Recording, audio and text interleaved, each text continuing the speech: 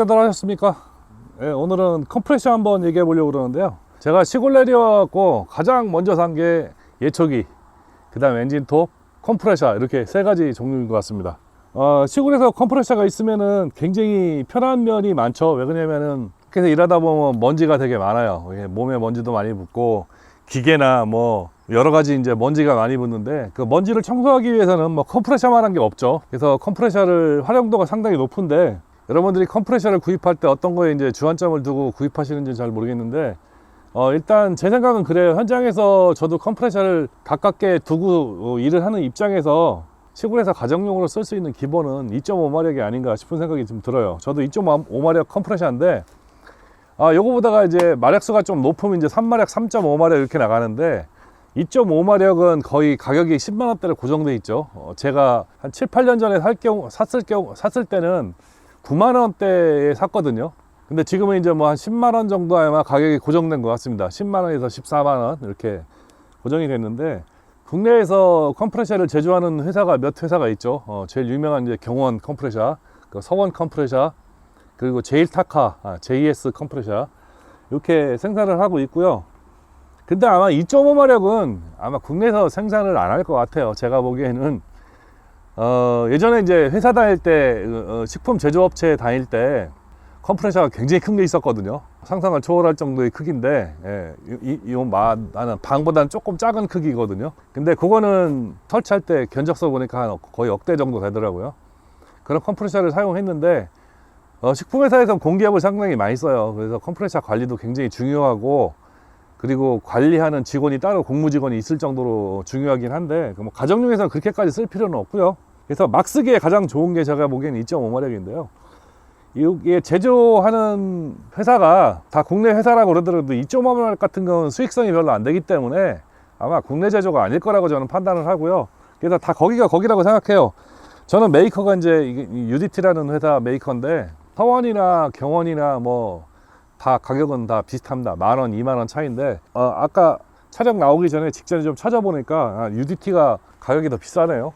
경원이나 서원 거보다 더 성능이 좋은 거는 아닌데 가격이 좀, 그래서 저는 싼 맛으로 이걸 샀습니다. 참고하시기 바랍니다. 이게 결코 좋다는 게 아니에요.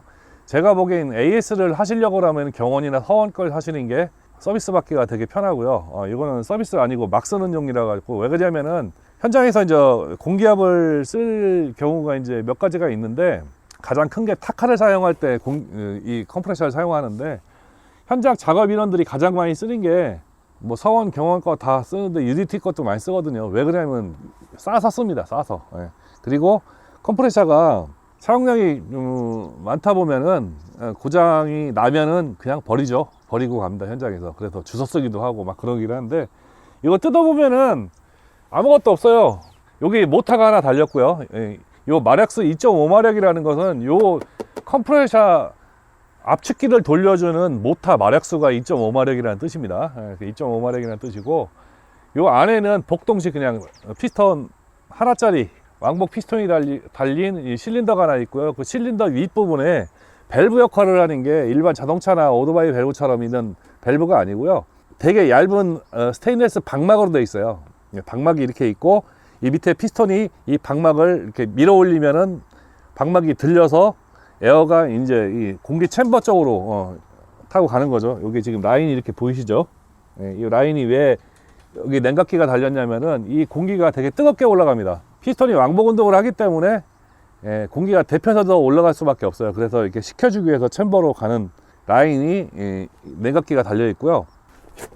그리고 2.5kg 기준으로 압축량은 보통 한 8바 정도 나옵니다. 8바. 그러니까 PSI로 따지면 110 정도? 그 정도 나오니까, 뭐 공기압 공구나 아니면은 뭐 특별하게 큰 공기압 공구를 사용하지 않는다면은 그렇게 뭐 쓰는 데는 전혀 지장 없고요. 그 외에는 뭐 고장날 게 없죠. 이게 고장나면은 대부분 뭐 때문에 고장나냐면은 여기 오일을 교환을 안 해줘서 고장이 나는 경우가 있습니다. 오일 교환은 요 뒤에 보면 콕 있죠. 여기 콕이 있는데 요 콕을 열어서 오일을 교환하고 해줘야 됩니다. 오일 교환 주기는 500시간입니다. 이거를 그냥 하루에 한 번도 안 쓰고 그냥 틀어놓으면요, 하루에 4-5번 정도 돌아가요.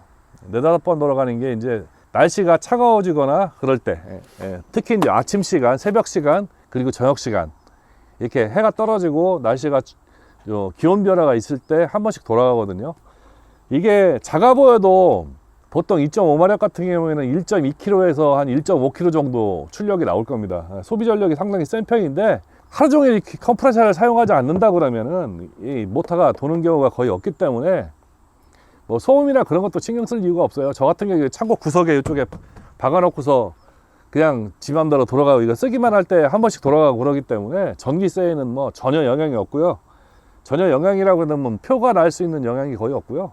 고장날 일도 없습니다. 이거 8년째 그냥 이 창고에 구석탱이 있는 거 지금 오늘 처음 꺼내 왔어요. 그리고 엔진 오일을 500시간에 한 번씩 교환을 하라고 그러는데 하루에 한 10분 정도 돌아간다 그러면은 1년 돌아봐도 몇 시간 안 되거든요. 그래서 아직까지는 엔진 오일 색깔도 띄지 않고 맑은 상태로 유지하고 있기 때문에 아직까지는 오일을 교환을 안 했는데요. 오일 교환하는 건 다음 시간에 제가 한번 말씀을 더 드리겠습니다. 그리고 뭐 간단하게 구조를 본다고 하면은 동작부라고 할 것도 별로 없어요. 여기 보시면 비상 버튼, 압력 버튼, 저기죠. 온오프 스위치, 비상 버튼 누르면은 꺼지는 형태고요. 빼놓으면은 켜지는 온오프 스위치고요. 요거는 뭐냐면 가스 압력을 뽑아주는 토출계, 그리고 앞에 쪽에 보면은 이렇게 압력바 두 개가 있죠. 게이지가 두 개 있고요. 요거는 이제 요 챔버에 압력을 조절해주는 압력 조절 나사, 기구를 꽂을 수 있는 저기 연결 스위치. 요거는 구입을 하시면 요게 한 개밖에 안 달려 있는데 두 개짜리로 개조하셔야 됩니다. 통상은 팔 때 다 개조해서 팔아요. 그리고 여기 보면은 오일 게이지가 보이시죠? 오일 게이지가 보이시고, 지금 오일이 지금 원래 한 3분의 2 정도 차 있는 걸로 보이는데 반으로 차야 되는데 지금 기울기 때문에 그렇습니다. 그리고 요 위에는 오일 교환, 교환구, 에어필터. 이게 전부고요. 뭐 이게 고장날 일이 있을까요? 가끔가다 한 번씩 먼지나 털어주면 될까? 고장날 일은 없고요. 요거를 이제 사용상에 주의하실 게 딱 한 가지는 있어요. 뭐가 있냐면은 1년에 한 두 번 정도 밑에 있는 저기를 빼줘야 됩니다. 뭘 빼줘야 되냐면은 수분이 차요. 왜 그러냐면 먼지는 에어필터가 걸러주는데 수분은 걸러주지 못하거든요.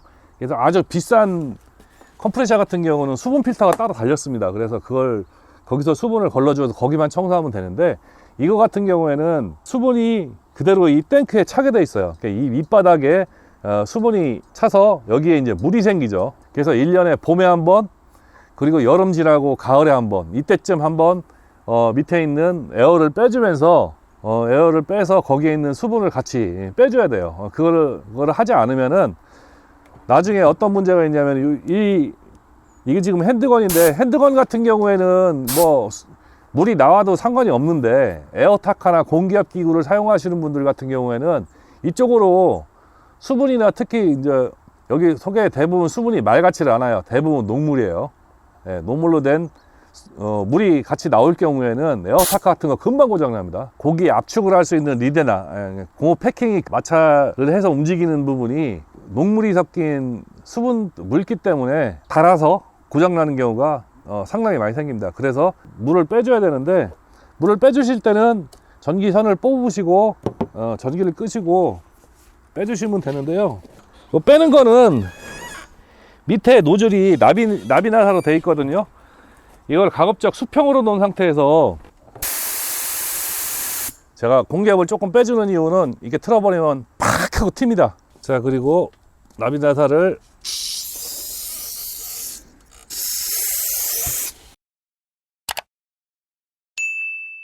이렇게 녹물이 나오죠.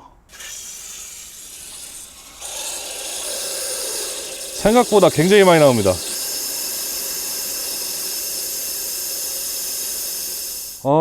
이 녹물이 어느 정도 나오냐면 1년에 한 번씩만 뽑아주시면요, 종이컵 한 3분의 1에서 반 개 정도 나와요. 그래서 이게 별로 영향이 없다고 생각은 할 수 없을 정도로 꽤나 많이 나옵니다. 그래서 반드시 요 물빼기는 해주셔야 되고요. 그리고 이제 에어필터를 한 번씩 청소해 주는 게 좋겠죠. 보통 이제 농기구에 많이 달려있는 캐브라타에 있는 에어필터하고 똑같이 생겼어요, 구조가. 스펀지가 하나 달렸고요. 스펀지를 빼시고 그냥 컴프레셔를 한번 불어주시면 돼요.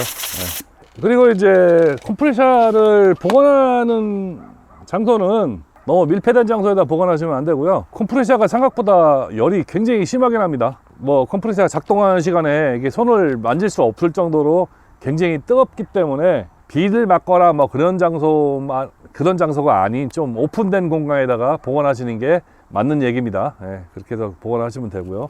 요즘에 보면은 오일리스 컴프레셔가 많이 나오죠. 오일리스, 뭐 무소음, 뭐 이런 컴프레셔들이 많은데, 오일리스나 무소음 컴프레셔들은 얘보다 좀 작죠. 예, 압축력도 약합니다. 로드 자전거 바람 넣으면은 100psi 이상 넣어야 되는데 100psi 안 나올 겁니다, 거의.